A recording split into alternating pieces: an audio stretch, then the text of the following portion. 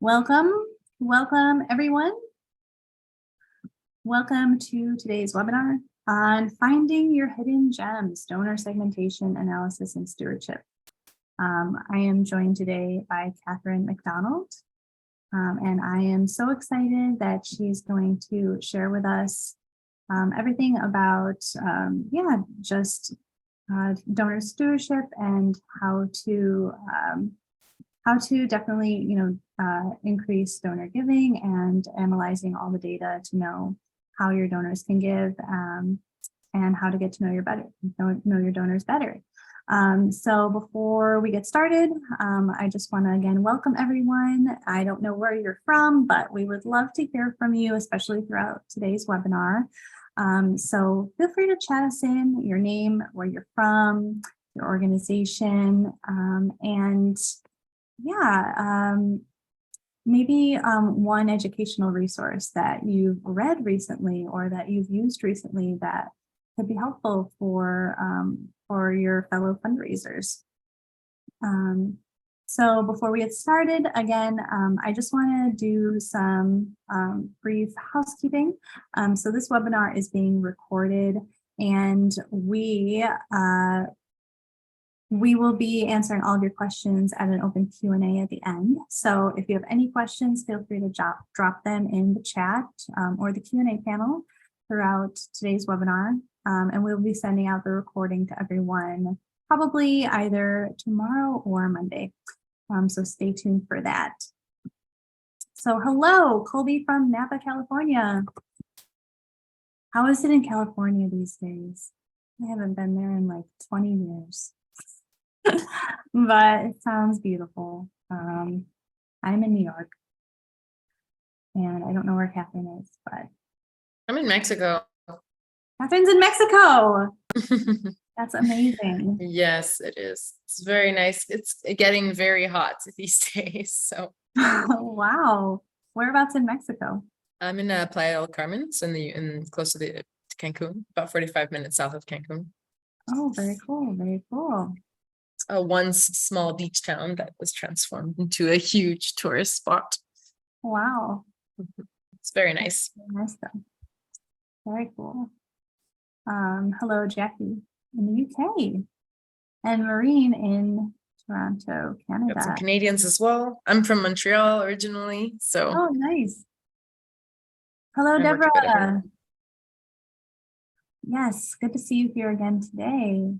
And so I guess, we'll just wait for a couple more minutes for the rest of our friends to join.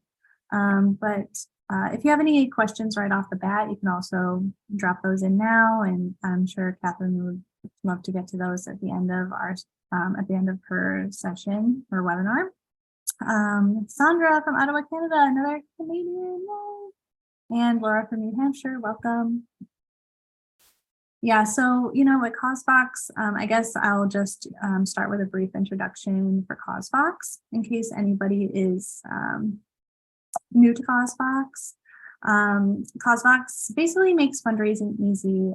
So we have best-in-class fundraising online through our donation pages and mobile payments and campaigns and ticketing and peer-to-peer fundraising. We basically help you run everything in one place. We also offer hands-on support and onboarding for all of our users. So, you won't reach a robot. You're going to, have contact with a live person who wants to see you succeed. And we also offer top-rated fundraising education in the form of guides, templates, webinars, and courses, webinars like this one today. And we help you raise more with less time and less effort. So where you might have some typical clunky fundraising software, maybe just a PayPal button, you can pretty much replace those forms and buttons with a CauseVox form and kind of streamline your donation process, including any recurring gifts and pledges, crowdfunding, event ticketing, and peer-to-peer. And you can also modernize your donations by adding all of today's marketing technology to the form, especially all the different payment methods. You can give your donors up to, I think it's 5 payment method options, credit card, debit, PayPal, Venmo, ACH bank transfer. And so, yeah, a wide range, Google Pay, Apple Pay, just to help them pay with whatever is most convenient for them. You can sell tickets and fundraise at the same time. So you can remove any Frankenstein models of having, 3 different platforms to do your fundraising initiatives. You can streamline everything under one roof with CauseVox and make it really simple for that. And on top of that, you can pair that with your hands-free peer-to-peer fundraising. So you could effectively run all of your peer-to-peer event campaigns, DIY campaigns, galas, virtual challenges, giving days, etc. You can do that all on CauseVox. And if you're interested in learning more, you can schedule an on-demand demo with one of our pre-recorded demos, or you can schedule a one-on-one with me and we can talk exclusively about how CauseVox can meet your specific organization's needs and reach your goals this year. And I would also encourage you to subscribe to our blog because we're sending out free resources every week because we want to keep you all informed and updated on, the best marketing trends and the best fundraising trends today. So I do want to go back and introduce Catherine because I went to the CauseVox portion before, but I do want to introduce Catherine.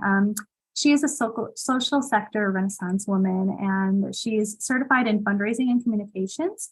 She was head of communications for a national philanthropy research network.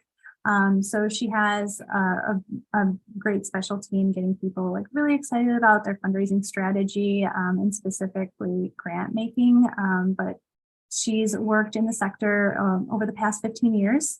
And so she definitely loves this work and working with people. And so I'm so excited to have her share with us all of her tips and tricks and experience today. So welcome, Catherine. Thank you so much.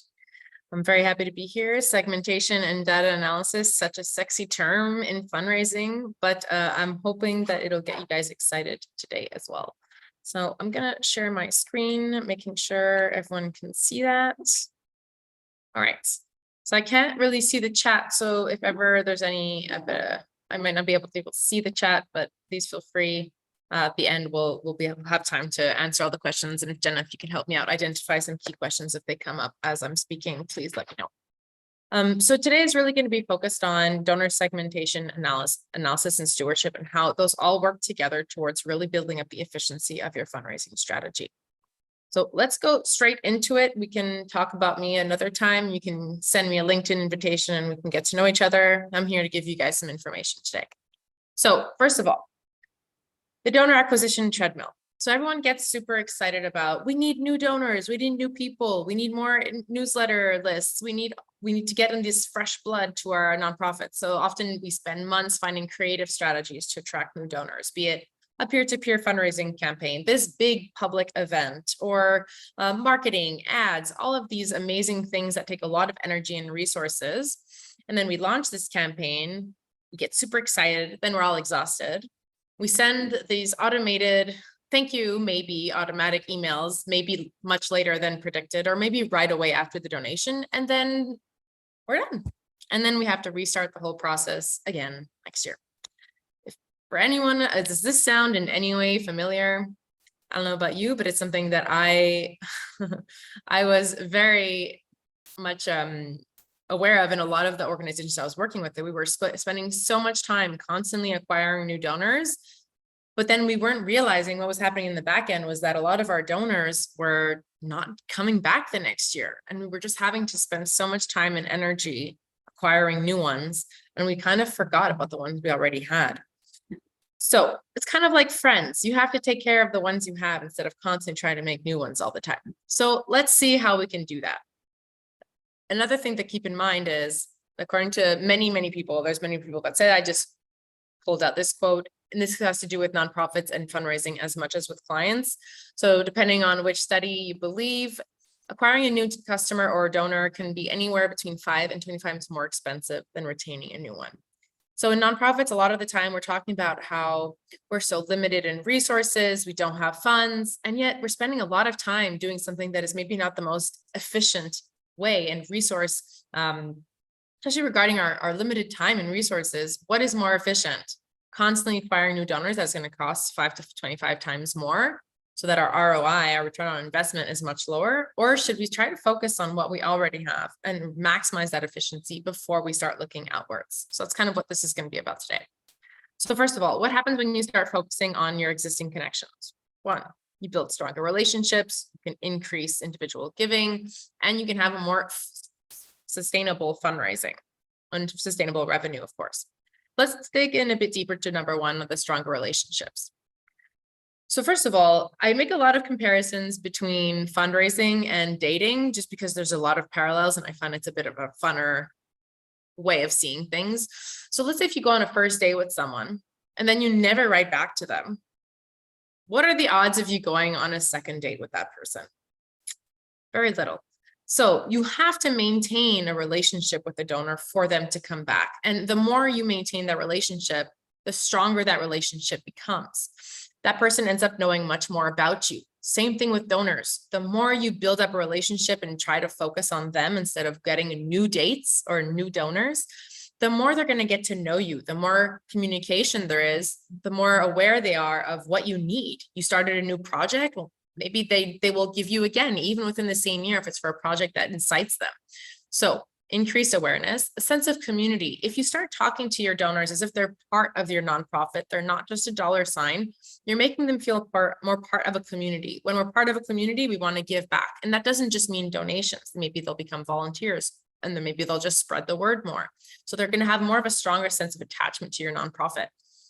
Also, by building these connections and relationships, you're going to be able to also have more data to understand who are your donors. How often do they give? How much can they give? How frequently? When do they give? Is there a time of year that's better to ask them? So the more you take your time to get to know your donors, the more you know about them. And that will also develop strong loyalty towards your organization. Keeping donors in the long term is much better for you in so many ways, not just for the amount of money, but also for they're going to become ambassadors for you. They're going to be able to spread the word and talk to other people and invite them in to your organization. So that's why focusing on them can help build stronger relationships. Second, of course, this will increase giving. When you still go on a first date, your investment and your willingness to trust this person of like, do I want to, let's say, bring them to this super expensive place, or your investment in this person is still very small because you don't know them. You want to build up a certain sense of trust first. Once trust is established, then people are ready to invest more. A lot of people are very risk averse. They don't want to make a huge investment or a donation with an organization that they just met. Same thing. So you can also start by increasing your relationships with them, of maybe inviting different forms of donations. Maybe they started as a one-time gift, and then maybe you can eventually bring up the, hey, what about a smaller but monthly gift, which allows us more stability through time? You can kind of explore different ways of inviting this person to give to your organization that might be better suited to their needs and make them stay longer with you. You can also use this kind of focusing on them to build up towards major gifts. A lot of work, like with dates, do you marry the first person or know that you're going to get married on the first date? Maybe for some people, yes. However, for the majority of people, they want to build up a relationship before making that kind of a commitment. So for your major gift development strategy, you need to focus inwards, not just constantly be looking outwards for these big philanthropists that don't know anything about you. Third, so sustainable fundraising strategy. So of course, if you have a higher retention rate, people stay with you long-term, you can have much more dependability, stability, and predictability. So all of these IDs, if you want, allow you to have better projections and allow you to have more a better idea of where you're going as an organization, and not constantly on this stressful wheel of like, will we be able to reach our goals? Will we be able to keep our programs opened? By allowing yourself to invest in those strategies, you'll be able to have all of these. So how do we do this? So this is where the segmentation analysis, and this is more the data nerd part comes in, in order to understand how to best approach your donors, you also have to get to know them. And by segmenting and analyzing your donors, it's going to be a lot easier. So let's start talking about segmentation.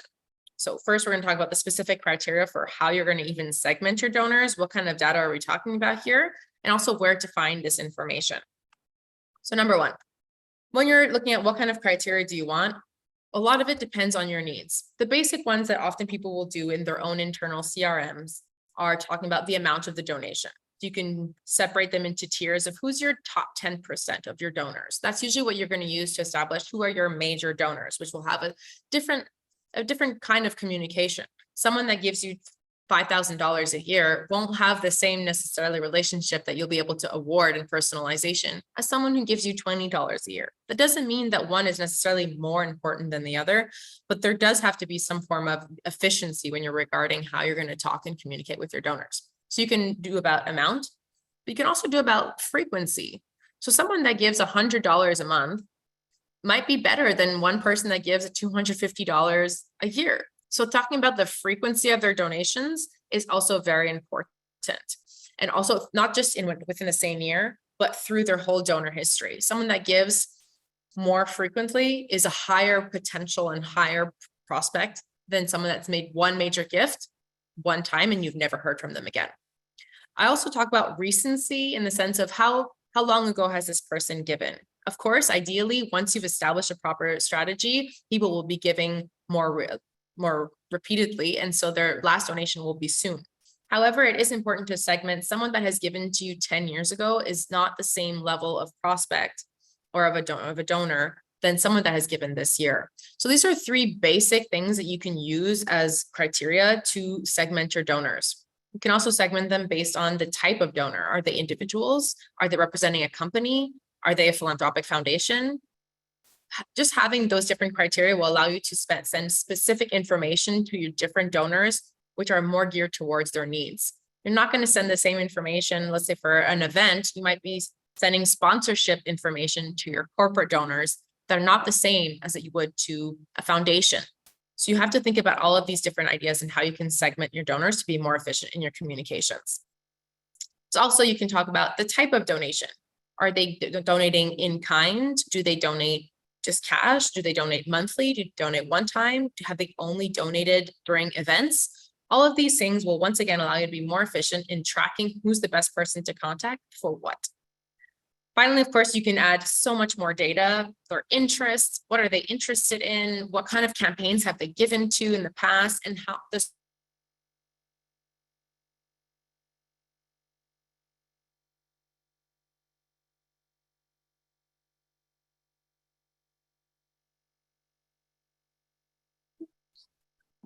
Catherine, I don't know if we lost Catherine. Just a moment, ladies and gents. I will reach out to Catherine just to see if she has connection. Hi, Catherine, are you back? About that, yeah, I just realized it. My internet cut out. Sometimes Mexico is great like that. I don't know what happened. You're back. I'm back. Sorry about that, guys. Keeping you guys on your toes. Was everyone paying attention? Did anyone miss me? Okay, let's continue. So segmenting will really depend on what you're looking for and why you're segmenting your donors. If you're doing it for a major donation campaign, then you might be more focused on the amount, frequency, and recency. If you're looking to launch a specific type of campaign soon and you want to know who's going to follow you, then maybe there's other data that was going to be more useful. So there's also the demographic data that could be interesting, which is finding out their age, their gender, where they live. All of this information will also be able to pinpoint different data points for different strategies. So there's tons of segmentation you can do.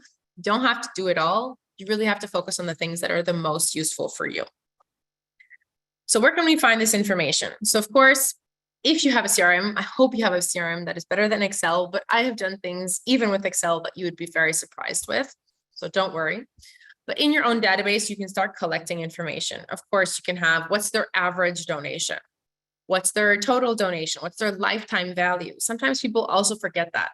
A monthly donor that has been giving for 10 years, their lifetime value might actually be much higher than some of your major gifts, major donors. So that should also be recognized in a different way. So just sometimes taking the time to look into your own database can be very useful to be able to build up this more of a segmentation and analysis. There's also external data sources that can be useful if you want to dig a bit deeper and know some of your maybe major donors better. So there's data mining databases. So I'm going to name two. There's iWave, which allows you to really know all of their past donations. If you have their demographic information, like their name, their email, their address, certain specific information, you can dig in deeper, especially for corporate and foundation donations. It's very useful. Little caveat for Canadians out here, because we actually have stronger data privacy laws, there's a lot less information available on Canadian individual donors, but I've still found it useful to understand and to know sometimes you can find some connections to where they work or if they own a company. And so there are certain information that you can find, but it's definitely stronger in the US. So these are kinds of data mining databases that can be useful. It's kind of similar to when you're like Grant Connect in Canada, or there's Grant Station in the US that you can find more information about philanthropic foundations. So your grantors, you can dig in deeper to understanding how much have they given in the past, to who, what's the prospecting of like, okay, they're giving $100,000 to this charity, which is very similar to us, and they're only giving us 10,000. What's happening here? Maybe we can up our ask. Maybe we can have a conversation with them. So digging into external databases can be very useful to complement the information you already have inside. So there's definitely a lot of tools. If ever you want to talk about this, you can always eventually at the end of the conversation, I'm going to put my LinkedIn, you can shoot me a line, we can have a call. There's a lot of resources out there to help you guys out. You can also just using Google websites, there's public databases that you're able to find some information. Of course, it takes a lot more digging, but you can find a lot of information online. Sometimes just using LinkedIn as a way of finding who's the CEO of this company that's one of our donors, who is on the board of the such and such foundation. And having these connections can also help build up stronger relationships. So there's a lot of information already available online. A third way that I've already used in the past is to conduct surveys with your donors. You can make them anonymous if you just want general data, or you can actually ask them to associate with their name, which will allow you to add more information to your donor profile, such as their birthdays, which allows you to also know the general age range of your donors and get to know them better. But it also allows you to send them a little birthday card, which is obviously very, very useful for a lot of donors. It's very appreciated. So there's different ways of collecting information, and this will all depend on how much time you have available and what information you actually want to know. All right, so now that we have all of this data, what are we doing with it? So there's how to use this data, and I'm going to show you two different case studies of how I use data from a donor segmentation to use concretely into doing certain strategies. So number one, how to use the data. You can use it to fine tune your strategy. If you realize that after segmenting, you have 600 major donors, well, then it'll allow you to know, okay, what can I actually do to personalize my stewardship approach when I have 600? Should I maybe up the level of what is considered a major gift, so I only have 200 so I can really focus on them? Or should I have a less time-intensive stewardship strategy that allows me to contact all of them? Knowing who is in your world, in your donor database, allows you to really fine-tune your strategy of how you're going to approach them. This will also help you understand who you're reaching, who is part of your scene. This is also very important for demographic data. Are you reaching only people of a certain age group? And are there other age groups that are supposedly super interested in your cause, and yet they're not there? So this can be very useful information to establish. Maybe you can do a new strategy and reach new donors in a different way, or focus your strategy on this group. This is who's funding you, and establish your communication strategy in consequence. You can, of course, personalize your fundraising approach. You can figure out, okay, well, if it's an older population, maybe I should send more physical mail. If it's younger, maybe they're going to be more into challenges, social media, peer-to-peer campaigns. By understanding who's there, you know how to reach them. Of course, this will also help for major gift prospecting, and in general, make better predictions of how you're going to succeed by knowing better who's part of your world. Okay, I'm going to give two little case studies. One of them is more about overall strategy and specifically on a major gifts campaign. So this was a homeless shelter that had been open for many, many years. And for the first time, because of COVID, they started having to house women. At first, it was only men, and now they were starting to receive women. And this was a big change for them. And they were looking into investing in a bigger campaign so that they can award this new population with the same amount of services.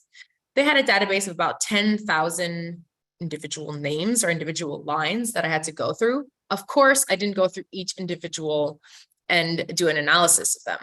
So how did I do that? Well, first of all, I would have to segment them. I segmented them into their 4 types of donors: individuals, corporate donors, they had foundations, and they also had religious groups. So by doing that, I was able to find different information based on the group they are, because individuals are not sponsors usually. There'll be more companies, but sometimes foundations were. So you were able to target different groups based on the type of donor they were.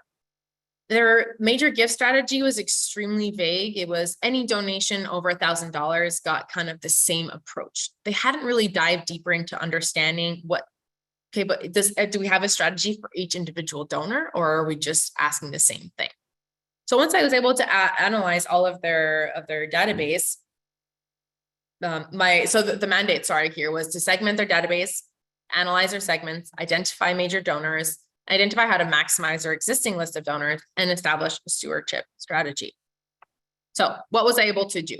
So once I segmented all their donors based on 3 factors, I was able to make them a list of who is actually a part of your major gifts, and depending on different criteria that I'm going to go a bit deeper in later, but that was based on amount, frequency, and recency.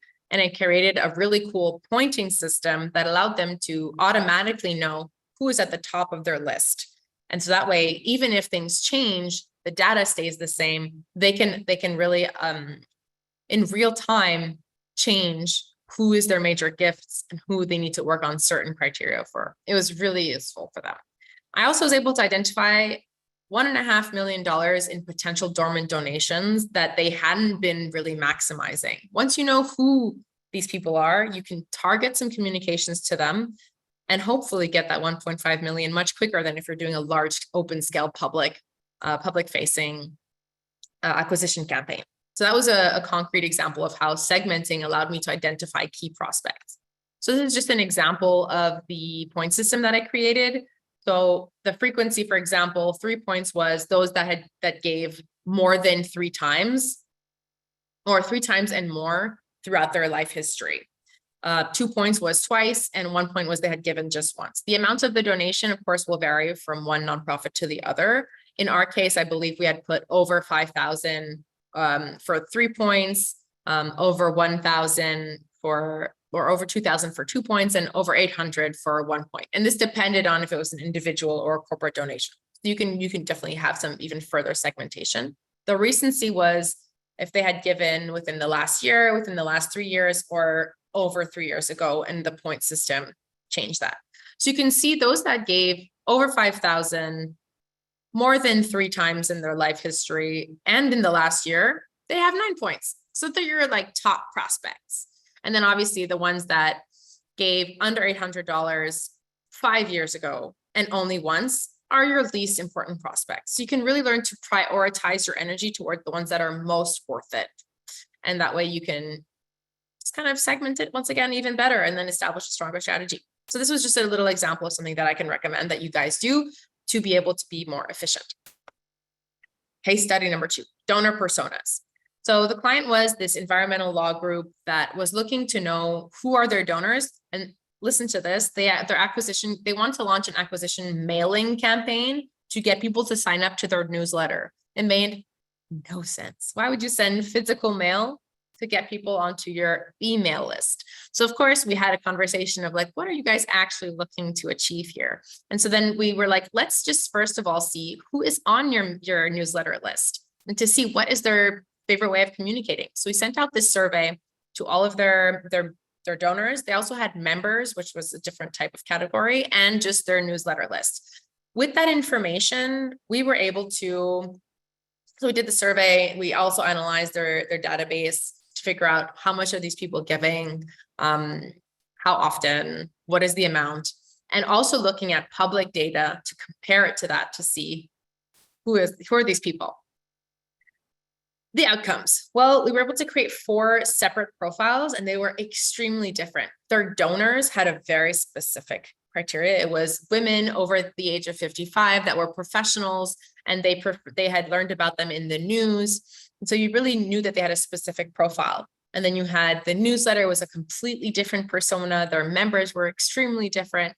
So it was allowed to see if they wanted to target more donors, they could be able to target a certain population more. If they wanted newsletter people, they were able to target different populations. So it really allowed us to, by getting to know who was in their data, it allows us to be able to better understand and establish a stronger strategy.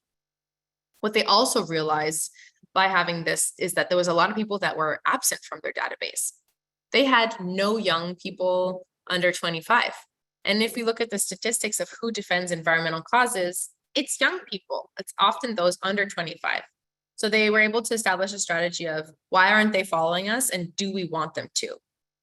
They also realized they needed a stewardship plan because they wanted to triple their newsletter list, but they realized that the return on investment of acquiring all of those would be extremely low unless they invested in a stronger retention strategy.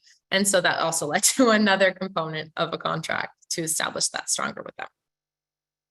All right. I hope I'm not moving along too fast. It's just, I know that there's going to be there's a lot of great content in this for you. And I would really like to have some time to answer some questions at the end.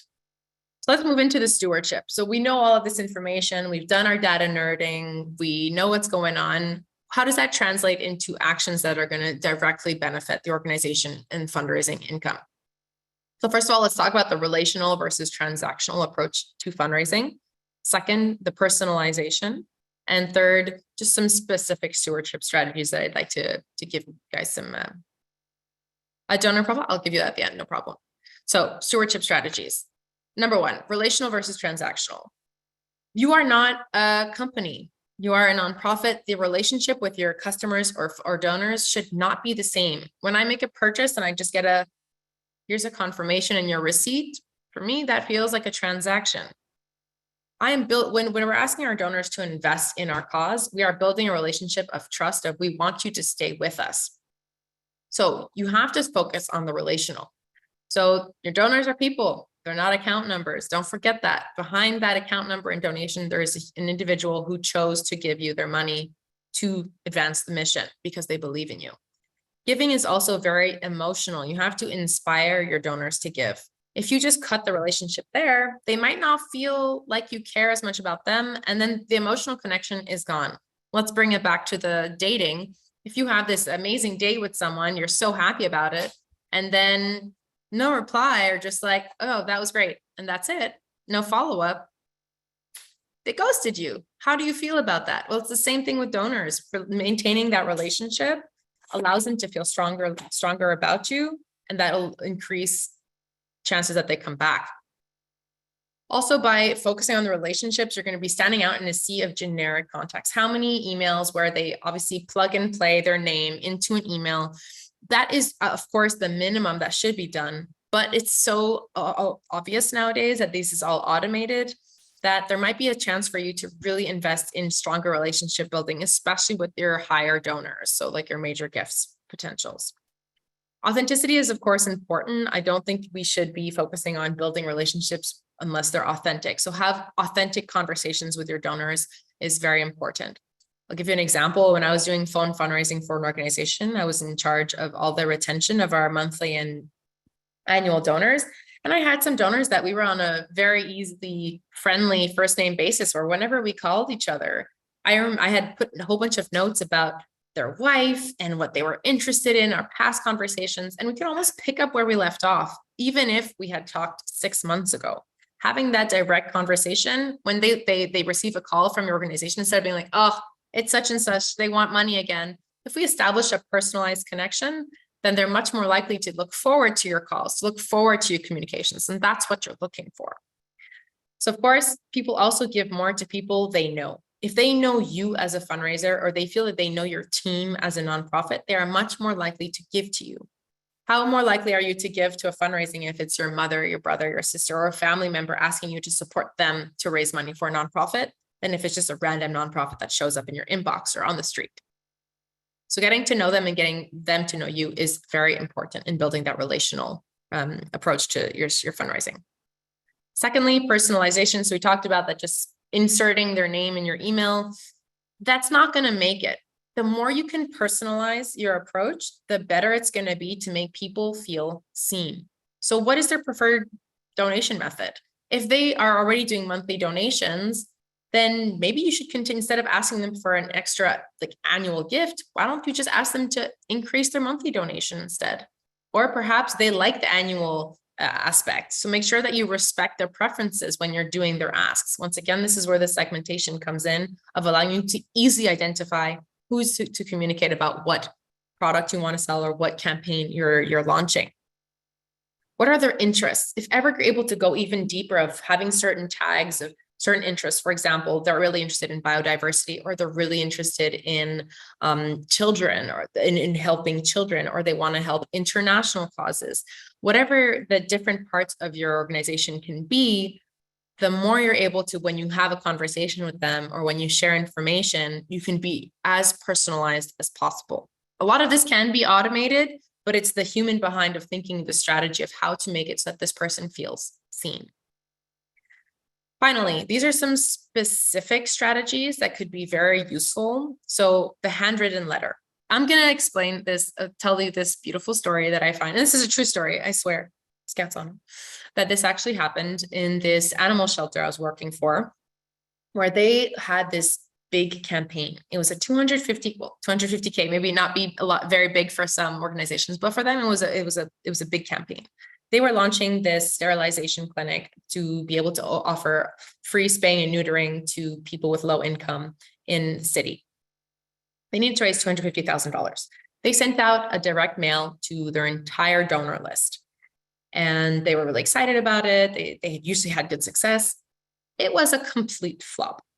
Well, not a complete, you'll see why, but in general, their return on investment was very low. The response rate was extremely low. They were really not going to reach their objectives. And then they received that one awesome donor who gave a $250,000 check and funded the entire project. This donor even decided to remain anonymous. That's she did it because she had a cat, and she did it in honor of her cat that had passed away.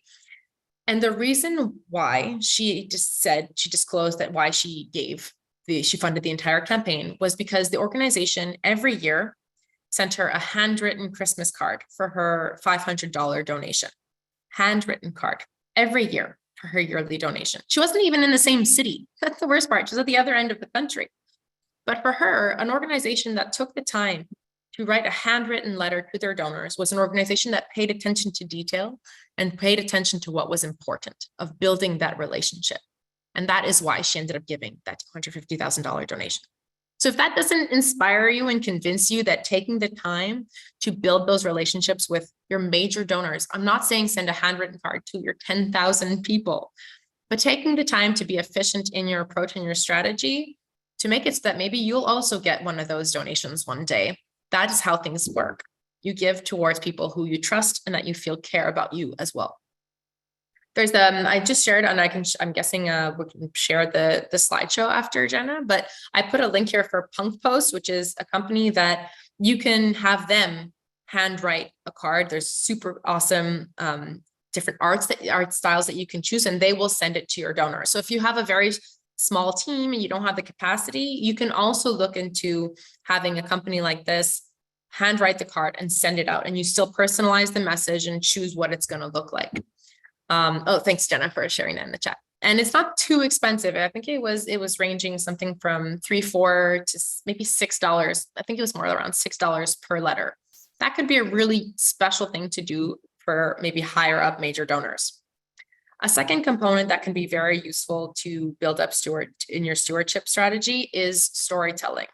Like the story I just told, stories have much more power than numbers. When you're talking about a specific person that was able to be helped by an organization or a community, sharing those stories are very useful. In the situation of donors, every donor also has a story, or a lot of them do, of why are they supporting your cause. If you're a health organization, are they supporting your cause because someone in their family was sick with that disease? Well, if you ask them by something like Proof Pact allows you to collect stories from your donors. They receive a prompt, share your story. It can be a written story, a picture, a video. You can really ask them to do different formats. And then you have this beautiful collection of stories that you can share on your donation page. If that doesn't convince other donors, I don't know what will. There's a lot of things, but you can share so many amazing stories by something as useful as Proofpack without necessarily taking so much time. It's all automated. So there's a lot of technological solutions that can help support these stewardship strategies to make it feel more like a community. So that brings it back to the first one of the round, the retention. One of my favorite is phone calls. I'm a blabbermouth, as maybe you've noticed. I like talking and I have fun talking with people. When I built up the phone fundraising campaign at the nonprofit I was working for, which was for animal rights, I ended up having such deep conversations and ethical conversations around animal rights, around what we were doing with donors, that it felt also that I was doing education and awareness at the same time as making my ask. Of course, it takes more time than sending out an email, but my chance of success, my success rate was so much higher. What is the actual acquisition rate of a mailing campaign? What is your return rate? If you're lucky, maybe it's 5%. Maybe if it's a retention, hopefully it's a bit higher, maybe 10, 20. But when I was doing phone calls, if I actually got someone on the call, my confirmation rate within a year was about 40%. It was very high. And the donations tend to be higher because you have a personal approach to them.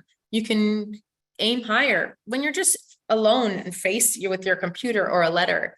There's no one trying to convince you of why that extra $20 you would pop onto your donation would make a big difference. How to convince someone to make a monthly donation instead of one-time gift in words on paper. You have a strong intonation. You have someone that's very inspiring on the other line, on the other side of the phone. Then that they're much more likely to give and to give differently and to give more. So phone calls is something that I really liked as an approach. And I was just one person. I was able to manage their entire database of over 2,000 donors. So it is possible, and not full-time, it's just part-time as well. Of course, personalized emails if you're short on staff and if you want to reach more people, there is a way of doing semi-automated. Once again, through segmentation, you can identify, okay, these donors, I'm going to send them an ask for this amount of money or more. These donors, this amount. You can really personalize your emails so that it sends to certain groups that they still feel more directly attached than if you were just sending one mass one.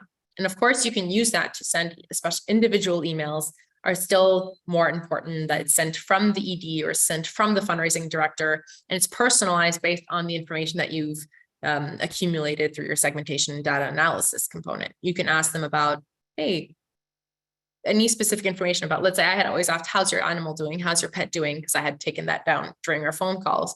It made it so that they really felt like they were not talking to an AI. They were not talking to a robot. They were talking to a person who actually cared how they were doing and how they can support your organization. So that is all for me. I'm going to answer these questions, of course, I'm seeing in the chat, and please feel free to send other ones. I'm always open to, I offer a 30-minute call for people who would like to learn more about how they can implement this, how I can support you in implementing these different strategies into your own nonprofit. This is just a QR code. You can scan it quickly with your phone and book a time with me as of next week. And of course, I'm also going to drop my LinkedIn. I would love if you guys can follow me, and I share a lot of information and useful resources on my LinkedIn page.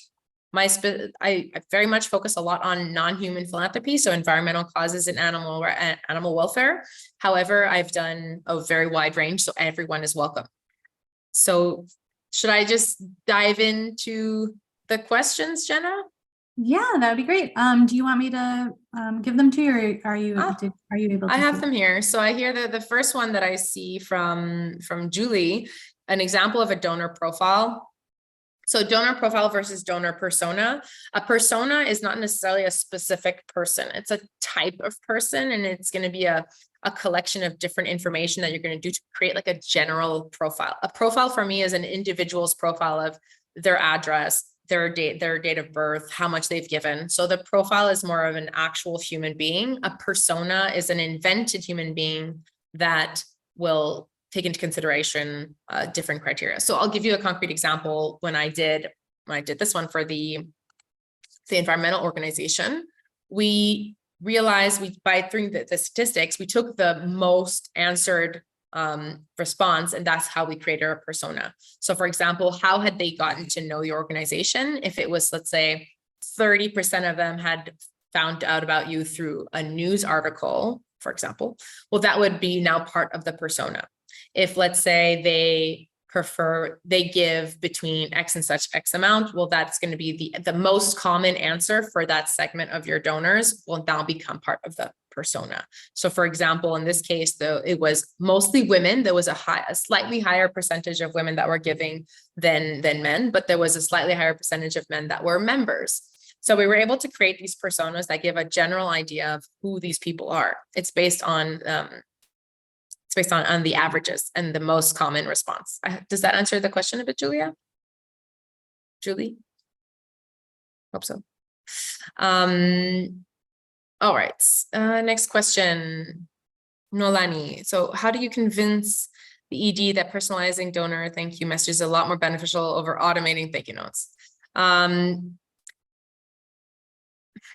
I would kind of find, well, how to convince, well, you can show that the retention rate is higher. So the return on investment is going to be higher than automated thank you notes. You can share that story about the woman who ended up giving $250,000. Like, do they want to receive $250,000 or not? But it's also about convincing the efficiency. I'm not saying make a personalized note to absolutely every single one of your donors. That's where the segmentation comes in. You're going to find who are the top donors that are the most worth investing into that thank you note. What you can also do is you can mobilize your board, mobilize volunteers to, hey, we have to send 200 individualized handwritten notes. Let's get together one day, get some coloring crayons, whatever, you have some models, and you get people to handwrite these letters. There's ways of doing it that doesn't necessarily put as much of a weight on the team's shoulders. Or you can use something like a punk post that will do it automatically for you. So for sure, it's about the long-term investment of, do you want to be getting larger and larger gifts, or do you want to just keep with the same thing? So a lot of times in a lot of nonprofits, we have this scarcity mindset of being scared of investing. And unfortunately, that always ends up biting us in the, you know what, at the end of the year. So I hope that answered your question, Nolani. Sharing slides and yes, I think Jenna, the recording is going to be. Yes, we'll be sharing slides and recording. Wonderful. Yeah, and then I think Julie had one more question. What should you include on a donor survey? So this will depend on what kind of information you already have and what you're looking to find out. So once again, I'll give you this concrete example. We had asked basic demographic data and always offer the option of, if people don't feel comfortable sharing. We had asked for their postal codes. We didn't have their specific address necessarily for everyone, especially for the newsletter at large. The donors, usually we have their address, but for the newsletter, we just asked for the postal code, and we actually were able to create a map of all of where the people were, and we were able to target which areas were not at all being covered. So we had in the major cities, and there was like none everywhere else in the province. So it was very useful to know the postal code. We asked for their profession. We offered options so we can know which type of people and which groups are maybe better knowing. This was a law group. So were we even targeting lawyers? The answer was no. There was hardly any lawyers in their database. So it was interesting. They're like, why not? So then we were able to see maybe their messaging wasn't targeted. We also asked for their income level. We didn't ask for the specific information, but it's just general to be able to understand how much money are these people making, and we were able to have some information. Once again, you can offer the option to not include that to not answer the question. We had also asked, what else had we asked? Of course, gender, we had asked their age, so we can know age range of the information. We asked for their birth date if they wanted to share it. And we also asked information about the organization. How had they found out about us? Where did they hear about you? What's their preferred method of communication? What's their preferred donation method? We asked stuff like that, and as well as were they satisfied about communications and more qualitative data. So those were the kinds of information that we had asked on the donor survey. So those are things I can recommend. But once again, it really depends on what's your objective and what do you want to know. But that's kind of like the basics. I hope that answers, Julie? Yeah, no, that was great. I think there's one more question in the Q&A from Alpha. So how do you personalize? Yeah, message while you have only website of donors. I'm not sure if they mean they only have email, or? Maybe if you can just specify if you mean if they only have the email. So for sure, this is where doing a survey or starting to collect more information on your donors is going to be more useful. So for sure, if you only had, like we had for the newsletter, we only had their email. It wasn't very helpful. That's when we did the survey. And even if we didn't associate the information with each individual email, we were able to know, this is where the personas comes into play, of knowing generally who is part of our newsletter list. So it doesn't necessarily identify which emails I'm going to send what, but it'll get me to understand if I want to reach the majority of my newsletter, what kind of message am I going to send? For your donors, you can start right now asking for more information. You don't even have to make it required if you don't want to, if you want to allow your donors to not give all the information. But the more information you collect, and you can always put a little star of like a question mark of like, why are you asking this information?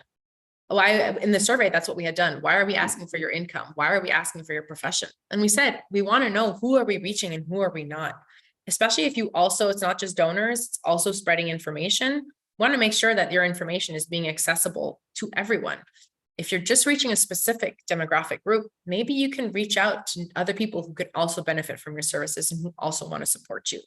When you're an organization, who's funding you is also very important. Is it actually rooted in community, or are you just getting from this rich elite that's supporting your cause and you're not being able to reach into the community?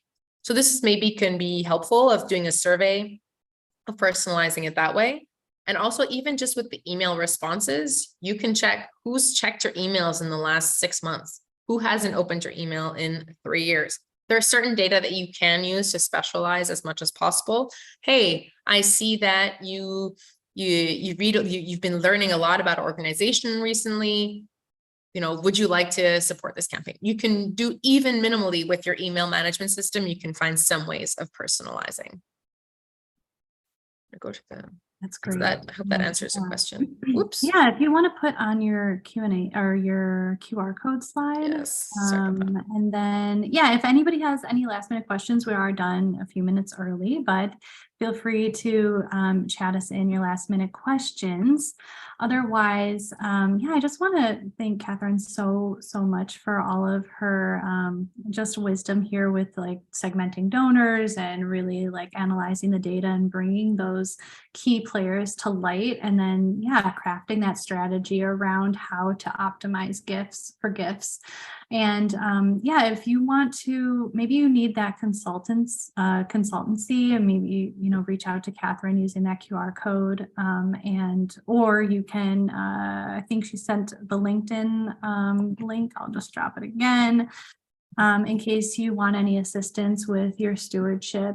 And for those of you who are looking for a place for your stewarded donors to process a donation, you can always reach out to CauseVox, book a demo with us. I'd be happy to share how we can actually convert those donors for you, making it a happy giving experience for them online.